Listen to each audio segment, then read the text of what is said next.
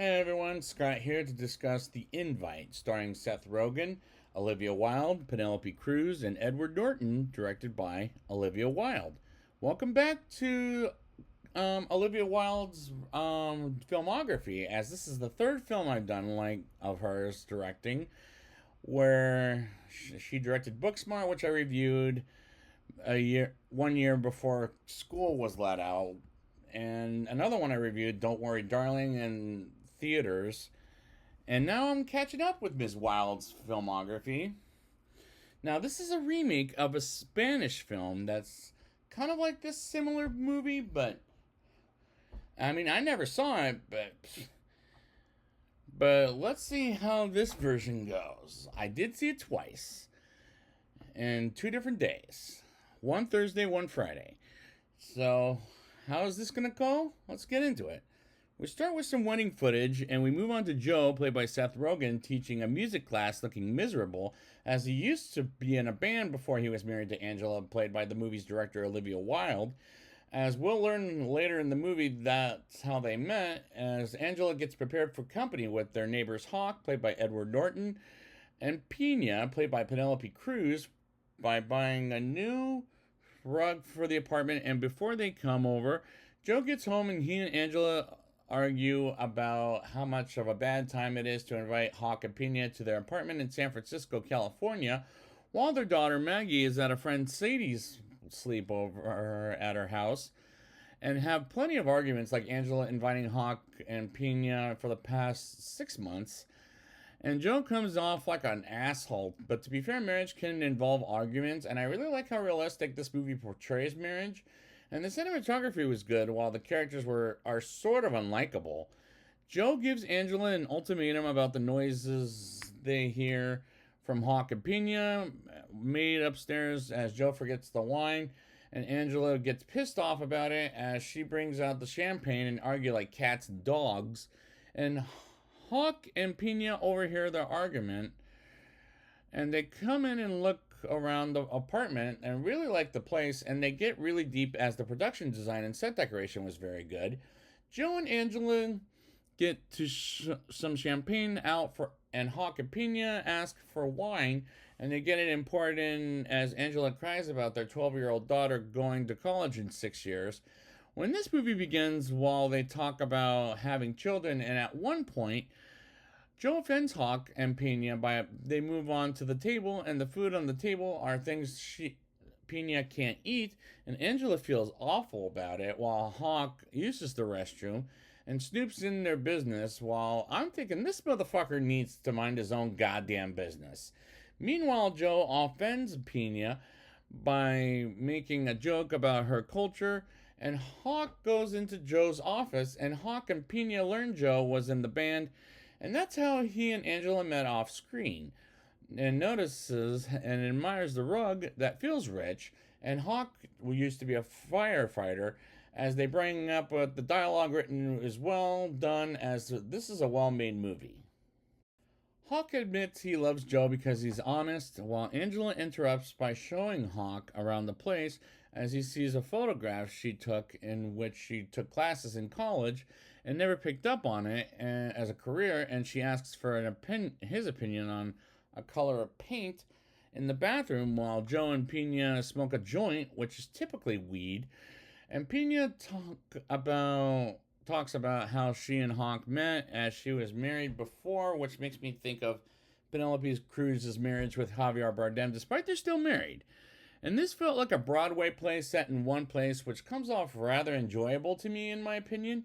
After hearing about Hawk's opinion of the paint in the bathroom, Hawk asks for a tequila, while Pina has a tattoo of two birds called Pina and Hawk, like their names, and Hawk tells Angela she needs to replace something on a window where it faces that Hawk and Pina's window, and as they meet up, and Hawk wants to put on music, but Joe says no, as Joe wants to talk to Hawk and Pina about the noises, and they say they have sex parties, and Joe lies about it at first and admits it's a problem after seeing Joe aggressively pounding on the door on the camera. And the score was sounding a little off, like when they played Carmen on the violin in the background, for example. Hawk and Pena admits they have visitors like Kai and Vanessa who are friends and others and have sex parties, as Joe and Angela look for something in Joe's office and decide they want to do it as well, as explaining how their sex parties work, which was uncomfortable and awkward, which is what the movie is, but I like the movie for what it is thus far, despite it's a little long for a movie set in one place. Everybody's feeling better about the noise complaints until Joan learns Hawk and Pena have seen Angela naked as she explains the whole thing, and Joe is overreacting as Pena explains about how he has seen her boobs. And they talk about Angela being nude, and Joe believes it was a setup as she's learning about it as much as he is. And this is when the Carmen song comes in by violin, as Hawk and Pena invite Joe and Angela to their sex party as they find them attractive. And this isn't as good as Booksmart, but it's definitely better than Don't Worry Darling, as this isn't Ms. Wilde's best work as a director.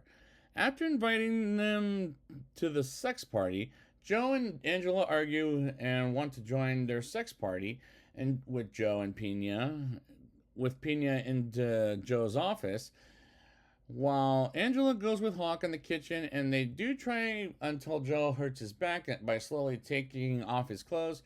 And this could use some editing, as it's a little too long for a movie taking place in one place, like I brought up before.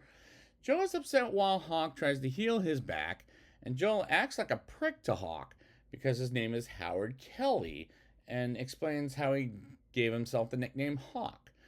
And Hawk explains how he got from Howard to Hawk, as he was married to a woman who committed suicide, as he explains what the fuck happened to her. And Hawk as a couple, she said to change his name in life. And Pena is telling Joe to stop being disrespectful while Hawk corrects her English, and they apologize to each other. And Pena asks Joe and Angela when was the last time they had sex, which is none of their fucking business. And she needs to mind her own motherfucking business. And it pains me to listen to Pena asking about their sex life, as they haven't had a sex in a year. And Angela explains how she met Joe while on a very bad date, and the acting was good despite their despicable people. And Joe and Angela argue about their marriage as Pena acts like their psychiatrist and asks them why are they in this marriage in which they're miserable in. And she believes their relationship is over, and Joe and Angela say they're sorry to let them down. And Hawk and Pena left, and I get the impression they left a bad taste in their mouths. And honestly, I thought Joe and Angela were going to ask each other for a divorce, but instead, the movie ends with Joe playing the piano, and Angela hears it and plays with him, as his piano wasn't played for years, and the climax was absolutely questionable. Like, were they going to get divorced? But is it healthy to watch this movie? Let's talk about it in a rating. I'll give this movie a 6.7 out of 10. I really like how realistic this movie portrays marriage, and the cinematography was good while the characters are sort of unlikable. And the production design and set decoration was very good, with the dialogue written is well done, as this is a well-made movie, sure, but not my favorite. It felt like a Broadway play set in one place, which comes off enjoyable to me in my opinion, with the score sounding a little off, like when they played Carmen on the violin in the background, for example. And there were times it was uncomfortable and awkward, which is what this movie is, but don't get me wrong, I like the movie for what it was, despite it's a little too long for a movie set in one place.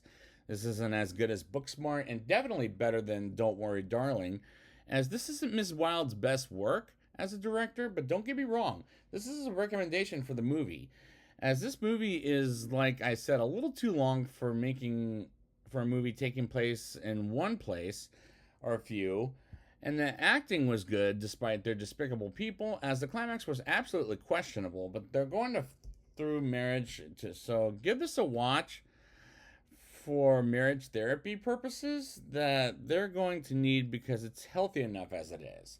So I'd like to thank you guys for coming back with me with Olivia Wilde's filmography. And until she directs again, good night, everyone.